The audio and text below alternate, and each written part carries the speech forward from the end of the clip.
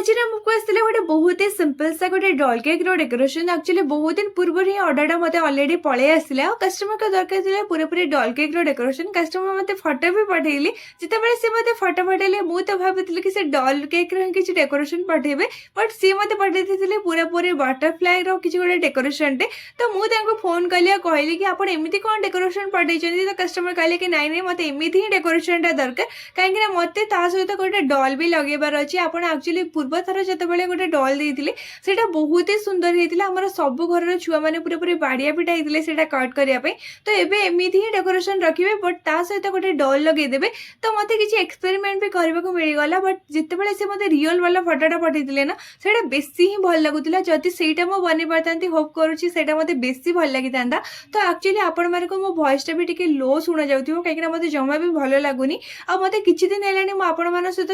Video भी किसी share कर पारना कहीं मत से मोटिवेट ही फिल होनी मत वॉइस अपलोड करने माने इच्छा होनी कि वीडियो भी बनवाई इच्छा होनी आ किछि दिन हेलानी मो गाँ को भी पलैती कहीं काम करी पूरा पूरी मो थकी ही जाइए तो आपण मानक मो केक गुरा केमती लगुच मत निहाती भाव में कमेंट करेंगे और जदि मो वीडियो गुरा भल लगे प्लीज गोटे लाइक कर दिंतु और शेयर भी कर दिंतु रोज नमस्कार जय जगन्नाथ।